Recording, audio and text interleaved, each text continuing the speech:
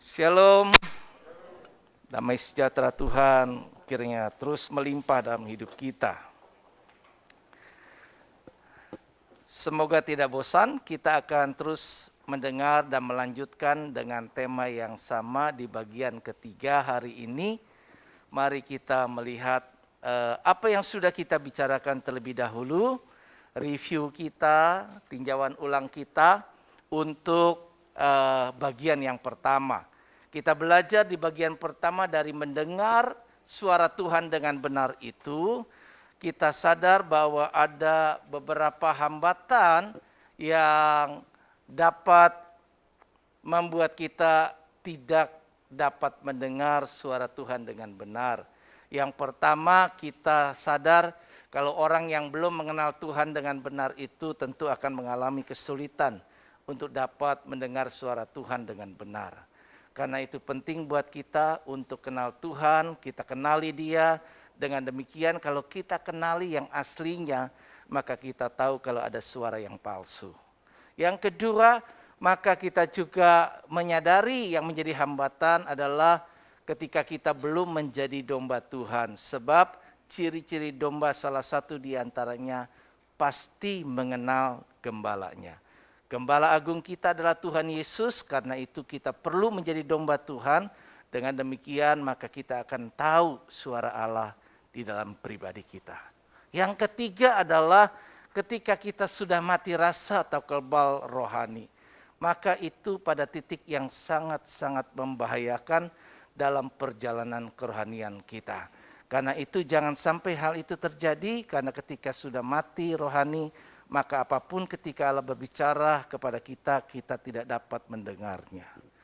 Nah, bagian yang kedua yang sudah kita pelajari juga adalah, yaitu setelah kita tahu hambatannya, maka kita bisa lihat di sini ada ciri-ciri suara Tuhan yang dapat kita kenali.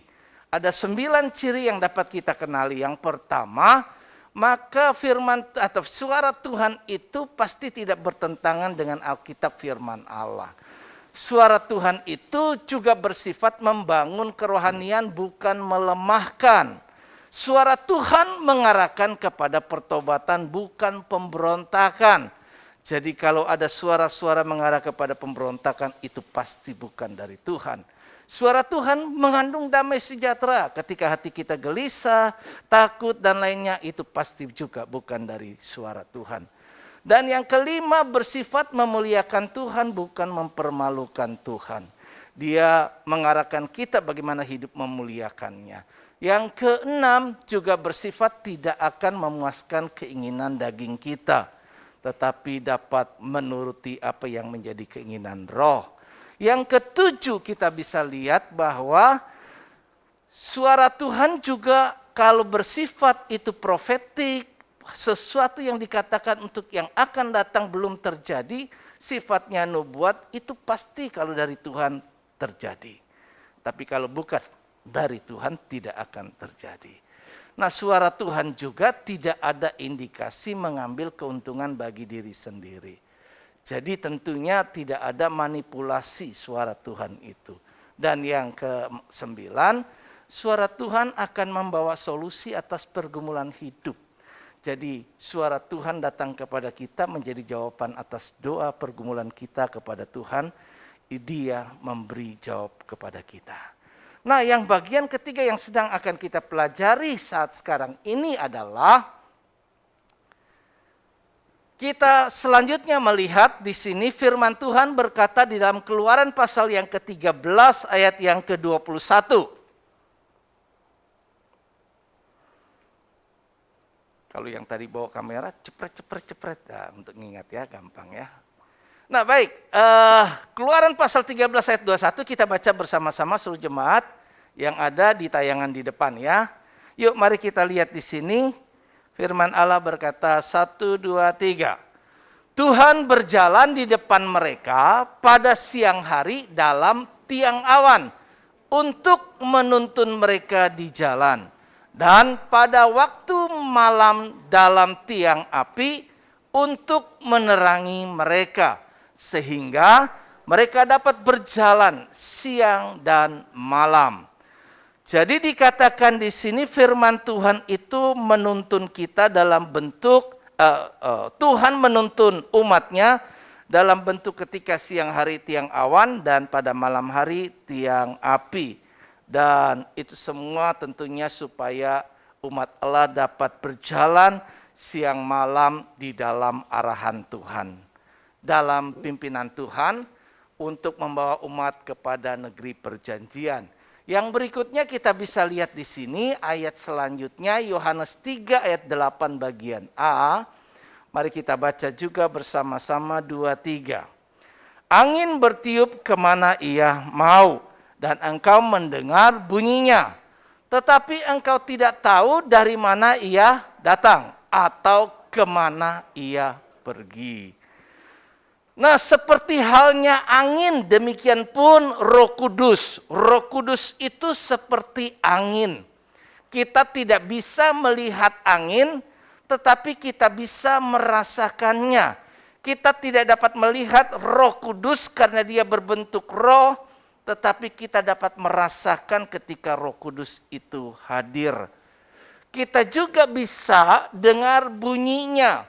Ketika kita lihat kepenuhan 120 murid-murid di loteng Yerusalem, kepenuhan Roh Kudus, dibaptis oleh Roh Kudus, ada banyak orang mendengar bunyi.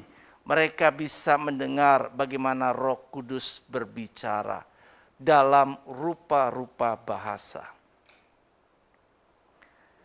Nah, selanjutnya mari coba kita lihat di sini. Semua orang tentunya ingin dapat mendengar suara Tuhan. Saya dan saudara pasti sangat ingin.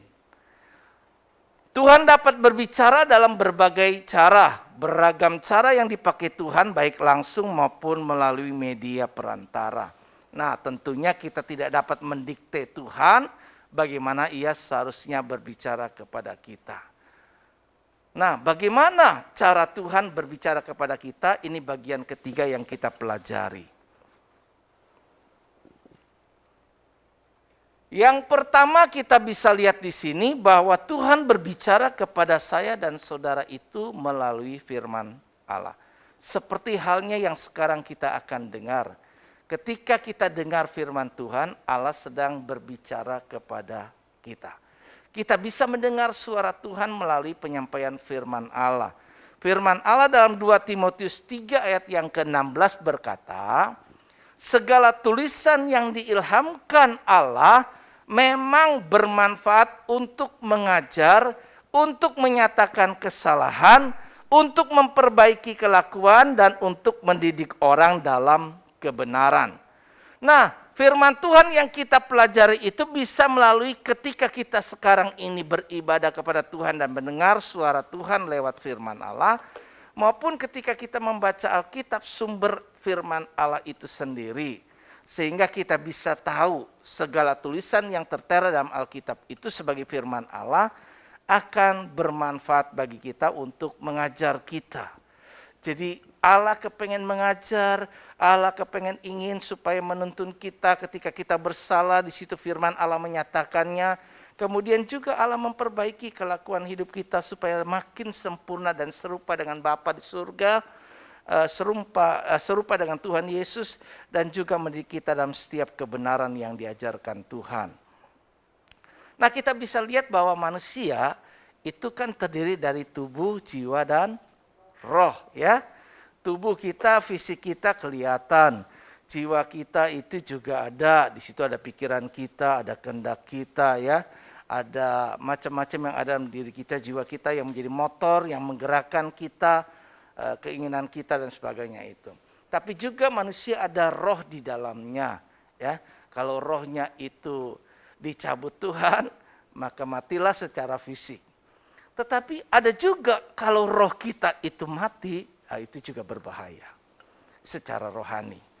Nah, roh kita itu menjadi media untuk berkomunikasinya kita dengan rohnya Allah, ya. Ketika kita mau dengar suara Tuhan, maka di sini ada roh kita di sini menjadi media untuk dapat menangkap sinyalnya Roh Kudus itu atau Roh Tuhan itu atau Allah sendiri yang mau berbicara kepada kita. Nah, di dalam roh itu media di dalam diri kita ini, Itu penting sekali kita pahami. Wah, nggak kelihatan jelas ya. Kelihatan nggak? Oke. Nah, di situ ada satu ruang di mana kita dapat iluminasi, artinya pencerahan. Kita bisa menangkap ketika kita dengar firman Tuhan, roh kita ini kalau baik, kita bisa mengerti, kita dapat, oh ternyata itu toh ya, oh begini toh ya, dan lain sebagainya. Tapi kalau roh kita bermasalah, roh kita ini tidak dalam keadaan yang sehat, kita baca Alkitab nggak ngerti, kita dengar firman Tuhan kagak ngerti. Nggak ada yang bisa menerangi kita. Roh kita nggak bisa menangkap, oh maksudnya ini ya. Ini masalahnya. Allah berbicara melalui firman Tuhan, tetapi di dalam tubuh manusia itu ada tubuh, jiwa, dan roh. Nah, roh ini menjadi faktor yang sangat penting dalam diri kita. Jadi itu ada ruang iluminasi di mana kita bisa mendapat pencerahan Roh Kudus. Oh ternyata ini toh maksudnya. Juga roh kita bisa mendapatkan intuisi. Di mana kita bisa menangkap ternyata, oh nangkap pesannya ini loh. Firman Tuhan yang saya baca pesannya ini loh. Intinya ini loh yang disampaikan Tuhan. Ketika saya sampaikan firman Allah seperti ini, nangkep nggak pesannya Tuhan itu apa? Ketika saya berbicara seperti ini, nangkep nggak pesannya Tuhan itu apa? Oh ternyata saya dapat sesuatu. Bagian hidup saya ini, roh saya ini menjadi bagian yang sangat vital, sangat penting seperti jantung. Manusia mati karena nggak ada rohnya dicabut. Demikian pun dalam hubungan koneksi dengan Tuhan. Suara Tuhan bisa kita dengar ketika roh kita juga baik, hidup. Ketika roh kita ini bisa dalam situasi yang sehat. Sehingga kita bisa tangkap pesan Tuhan ketika kita baca, ketika kita dengar firman. Karena yang pertama kita dapat pencerahan, dan kemudian kita tangkap inti yang mau disampaikan Tuhan itu apa. Kemudian di dalam roh kita ini juga ada punya kemampuan untuk menerima instruksi. Oh ternyata ini loh yang Tuhan perintahkan untuk saya kerjakan.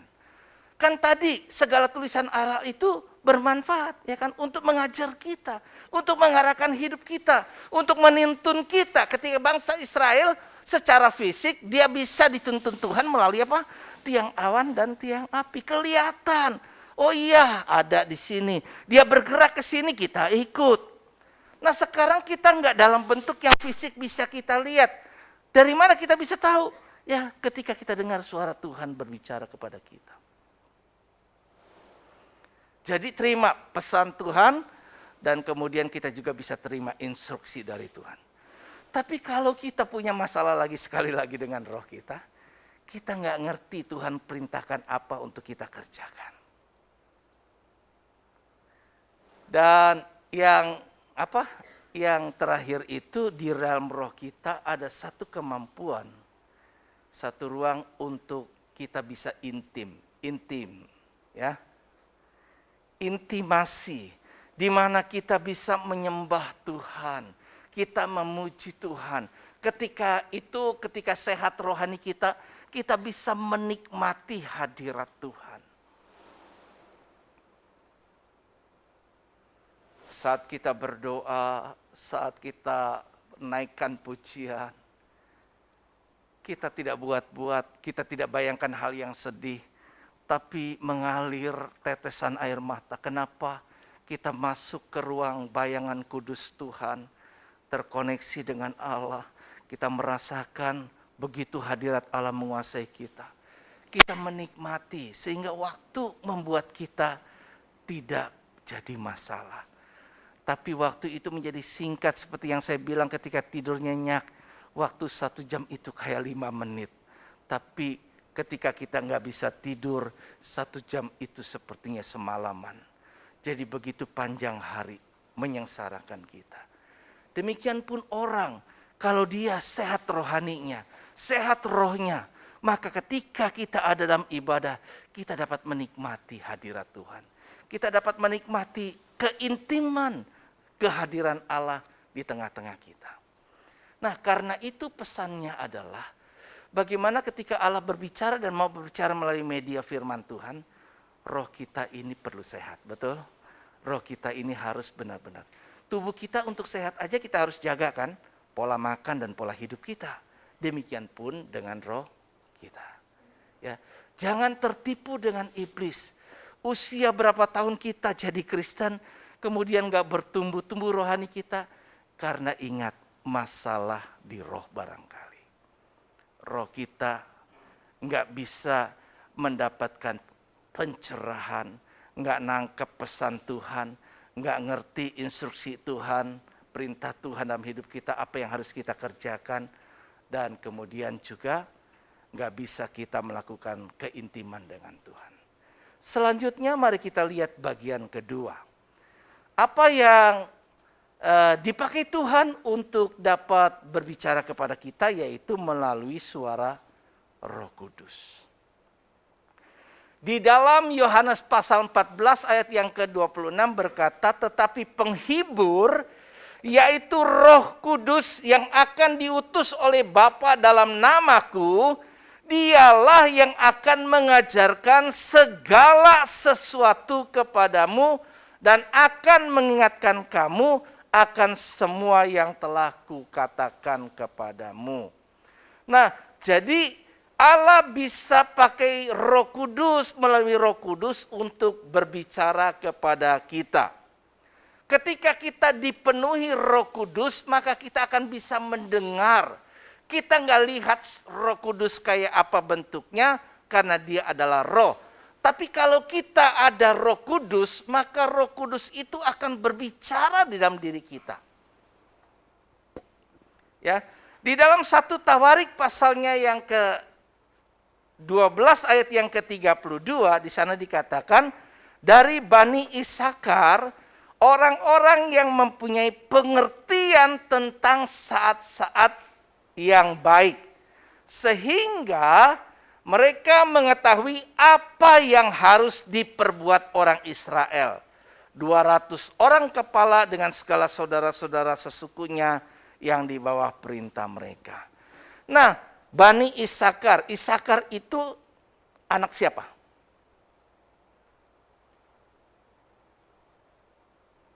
Anak siapa? Yakub. Iya. Anak Yakub. Ibunya siapa? Hah? Lea. Lea, iya. Lea itu siapa? Istri pertamanya Yakub. Kan Yakub punya beberapa istri ya. Istri pertama Yakub adalah Lea. Padahal dia cintanya sama siapa? Sama Rahel. Ya ditipu. Ya karena dia pernah menipu, menabur, ya dia menuai. Dia juga ditipu. Maka ketika dia sudah married malam pertama, ternyata rupanya yang lalu itu malam pertamanya gelap-gelapan. Jadi ternyata yang mendampingi Yakub itu dikasih adalah Lea, anak pertamanya daripada Laban pamannya. Nah, anak kelima dari istrinya Lea ini adalah Isakar. Ini satu-satunya dari 12 suku Israel yang memiliki kekhususan, di mana dikatakan firman Allah dalam 1 Tawarik ini bahwa Bani Isakar ini adalah kelompok orang Bani yang memiliki satu kemampuan untuk mengerti tentang saat-saat yang baik dan juga bisa menangkap, mengetahui apa yang harus diperbuat. Jadi Isakar adalah Bani yang memiliki kemampuan pertama mengerti waktu Tuhan. Itu enak banget ya kalau kita ngerti waktu Tuhan. Wah, ketika saya dalam situasi persoalan yang tadi, banyak masalah, banyak perkara yang tak dapat ku mengerti. Mengapa harus terjadi? Tapi mungkin kita kalau yang ngerti, oh waktu Tuhan, dia bisa tangkap. Ini belum waktu Tuhan. Dia bergumul berdoa seolah-olah belum dapat apa-apa. Dia ngerti ini belum waktu Tuhan. Tapi kalau sudah waktu Tuhan, maka apa yang dia perlukan, kita yakinin Allah tidak pernah terlambat untuk menolong setiap kita. Tapi kalau nggak ngerti waktu Tuhan, mungkin kita sudah bertindak menyimpang dulu. Seperti Saul lakukan, yang menyebabkan kerajaannya tidak kekal. Dia dalam situasi yang terjepit, nggak ngerti waktu Tuhan. Samuel nggak datang-datang, musuh udah di depan. Rakyat udah mulai gelisah dan berontak kepadanya. Tapi dia harus cari Tuhan dan bertanya dulu. Kalau begitu nggak datang-datang, akhirnya dia ambil inisiatif, ngambil bagian yang harusnya cuma boleh dilakukan oleh Samuel sebagai nabi dan imam. Dan akhirnya dia gagal dalam Tuhan.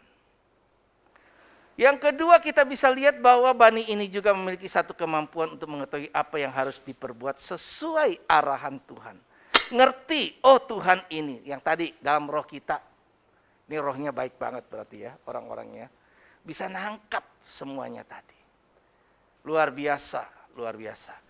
Nah, saudara-saudara, kalau kita memiliki kemampuan seperti ini, maka kita menjadi orang yang paling aman dan tenang di dalam segala keadaan. Karena kita mengerti, kita bisa bergerak karena Tuhan dan bersama dengan Tuhan. Sehingga dalam perjalanan hidup kita tahu saat-saat mana ini adalah saat waktunya Tuhan kita bertindak dan saat mana Tuhan mau untuk kita kerjakan. Kalau benar kita bisa mengerti ini, wah itu enak banget ya. Karena saya percaya setiap kita jemaat GB Gunung Sari khususnya, saya dan saudara punya kemauan yang baik bahwa kita mau ikut Tuhan kok, kita mau nurut Tuhan kok. Tetapi persoalannya adalah kita ini seringkali kurang dapat menangkap apa yang menjadi suara Tuhan dalam hidup kita.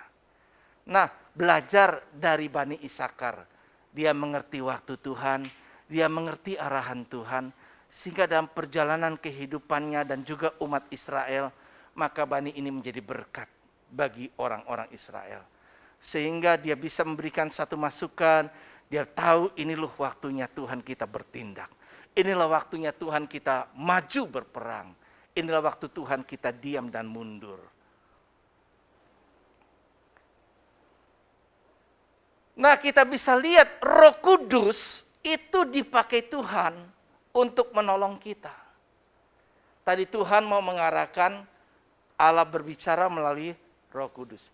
Roh Kudus itu akan bisa menjadi roh yang kita tahu di dalam Yohanes pasal 14 kita belajar ayat 16 sampai 27. Dapat kita tangkap intisari dari peran Roh Kudus di mana Allah mau pakai untuk berbicara kepada kita, menuntun kehidupan kita untuk berjalan bersama dengan Tuhan dan pada waktunya Tuhan kita akan mengerti. Nah, Roh Kudus itu menjadi roh penolong bagi kita. Dia akan menolong kita dalam setiap pergumulan kehidupan kita, sehingga beban hidup yang begitu berat akan kita dapatkan kekuatan dari Tuhan, karena ada Roh Kudus yang terus berbicara dan memberi kekuatan kita. Bahkan orang yang punya beban yang begitu berat dikatakan, dalam Roma pasal 8 ayat 26, Roh Kudus itu menolong kita sampai kita nggak bisa lagi ngomong, nangis pun mungkin air mata sudah kering, tapi Roh itu bantu kita berbicara kepada Allah dengan keluhan-keluhan kita yang tak terucapkan. Kadang mungkin doa kita udah lagi nggak bisa pakai bahasa kata-kata. Kita cuma bisa nangis, hati begitu perih. Tapi kalau ada Roh Kudus di dalam diri kita, dia berbicara, bantu kita, tolong kita untuk sampaikan keluhan-keluhan kita, untuk sampaikan pergumulan kita, keberatan-keberatan kita. Dia jadi roh penolong. Roh Kudus juga adalah roh yang jadi penghibur. Ketika kita punya beban berat, kesusahan, kesedihan dan sebagainya, ketika ada Roh Kudus berbicara, engkau tidak sendiri, nak. Engkau tidak sendiri. Ada satu kekuatan. Ingat firman Allah yang mengingatkan, jika Allah di pihak kita, siapa lawan kita? Ada satu kekuatan yang Tuhan beri penghiburan kepada kita. Roh penghibur. Roh Kudus juga mengajar kita, ada hal yang tadi kita nggak ngerti. Tapi Roh Kudus bisa kasih pencerahan. Roh Kudus, oh ini loh. Maka kita butuh Roh Kudus dalam hidup kita. Karena dengan adanya Roh Kudus, maka kita akan dengar suara Tuhan. Roh Kudus itu juga yang menyertai. Kemana kita pergi kalau ada Roh Tuhan menyertai, maka apapun yang kita buat menjadi berhasil. Perjalanan hidup beruntung. Itu yang kita belajar di Alkitab. Kunci keberhasilan diantaranya adalah penyertaan Tuhan. Keberhasilan Yusuf digarisbawahi, ternyata kita tangkap pesannya adalah berulang-ulang kali adalah karena Tuhan menyertai Yusuf, maka ia membuat apa yang dikerjakannya berhasil dan beruntung. Karena Tuhan menyertai. Karena Tuhan menyertai, maka ketika ia dipercayakan oleh tuannya mengelola segala sesuatunya, maka seisi rumah orang itu, apapun yang dikerjakannya juga diberkati karena Yusuf. Sehingga kita menjadi berkat dimanapun kita ada dan berada. Karena ada Roh Kudus yang akan terus menuntun, berbicara kepada kita. Menolong, menghibur, mengajar, dan menyertai. Saudara-saudara, kita bisa lihat bagian yang terakhir ketiga. Bahwa Tuhan berbicara kepada kita semua, selain melalui firman Tuhan, melalui Roh Kudus, tetapi juga Tuhan bisa pakai media di mana suara hati nurani kita. Ia berfirman pula dalam Ibrani 10 ayat yang ke-16b. Aku akan menaruh hukumku di dalam hati mereka dan menuliskannya dalam akal budi mereka. Titus 2 ayat yang ke-15 berkata, bagi orang suci, semuanya suci. Tetapi bagi orang najis dan bagi orang yang tidak beriman, suatu pun tidak ada yang suci. Karena baik akal maupun suara hati mereka najis. Jadi intinya apa yang kita tangkap? Hati. Hati. Hati ini terpancar kehidupan. Kalau masalah di hati, kalau ada orang yang sakit hati, kalau ada orang yang luka hati, kalau ada orang yang kepahitan di hatinya, ini jadi masalah. Jagalah hatimu dengan segala kewaspadaan, karena dari situlah terpancar kehidupan. Allah berbicara melalui hati nurani kita. Kalau hati nurani kita bersih, kita cuma bisa berpikirnya yang baik-baik, yang benar-benar. Enggak ada pikiran-pikiran negatif, enggak ada pikiran-pikiran yang lain. Karena hati kita bersih. Karena bagi orang suci, semuanya suci.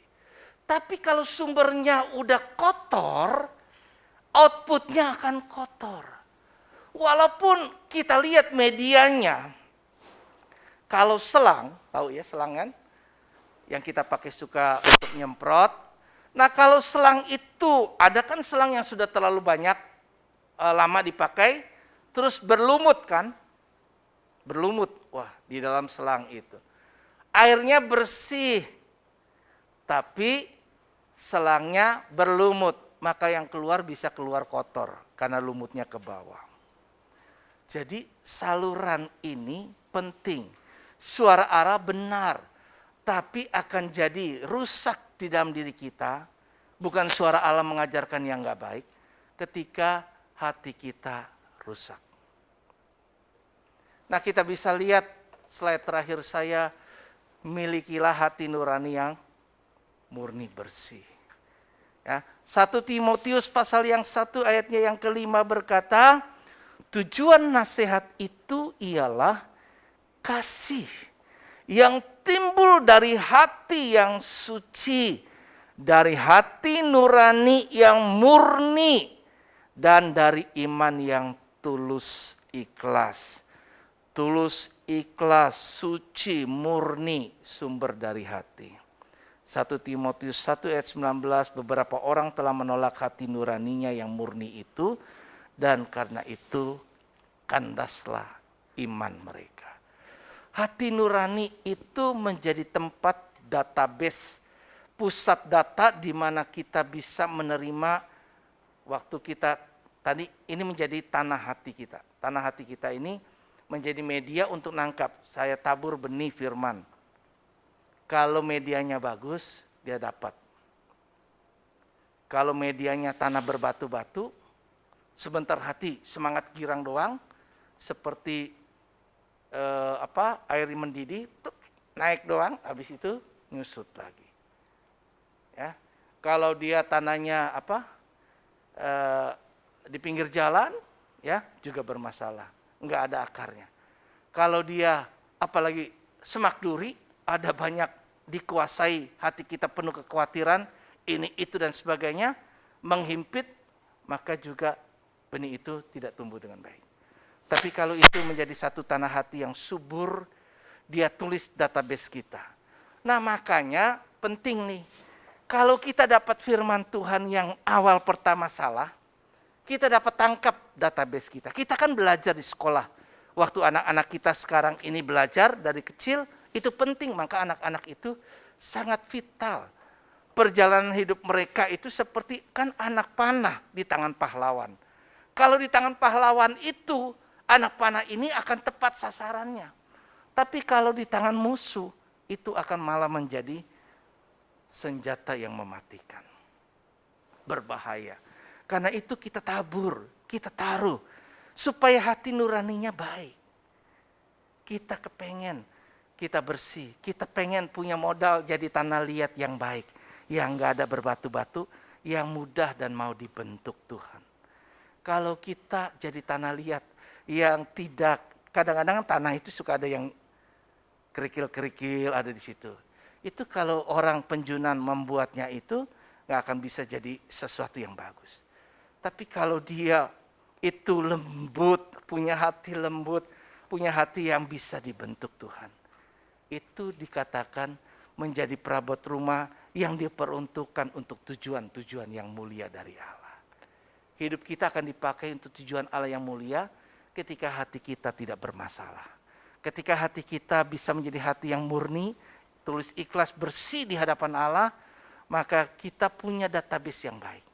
Dengan begitu nantinya ada suara hati nurani, bisikan, suara bisikan kecil yang terus berbicara kepada kita. Tentang yang ini, tentang yang itu. Jangan begini, jangan begitu. Dia akan menuntun. Dan itu menjadi suara yang dipakai Tuhan. Itu menjadi media yang Tuhan pakai. Karena Tuhan taruh hukum-hukumnya. Tuhan taruh suaranya. Tuhan berbicara melalui hati nurani kita. Jadi kalau hati nurani kita nggak baik, bukan berarti Tuhannya yang nggak baik. Ya, tapi tadi yang saya bilang, kalau medianya kotor, ya, air bersih pun akan jadi kotor. Kalau tampungan air di toren kita nggak pernah dikuras-kuras kotor, air bersih pun yang kita tuangkan, kemudian jadi butek dan mengalirnya jadi kotor. Jadi bukan masalah di airnya, tapi di medianya. Yuk mari kita belajar sama-sama menjadi orang yang mempersiapkan diri kita supaya kita bisa nangkap suara Tuhan. Tuhan berbicara, pada hari ini kita belajar 3 hal, yaitu melalui firman Tuhan, melalui Roh Kudus, dan hati nurani kita. Melalui firman Tuhan penting kita punya roh yang benar, yang baik, yang hidup, yang sehat, ya. Dan melalui Roh Kudus kita butuh Roh Kudus ada dalam diri kita, karena dia menjadi roh penolong, roh penghibur, roh yang mengajar kita, roh yang menyertai kita, sehingga perjalanan hidup kita akan berhasil. Kalau kita juga punya hati yang baik, maka dipakai Tuhan menjadi media. Tuhan berbicara kepada kita melalui hati nurani kita yang bersih dan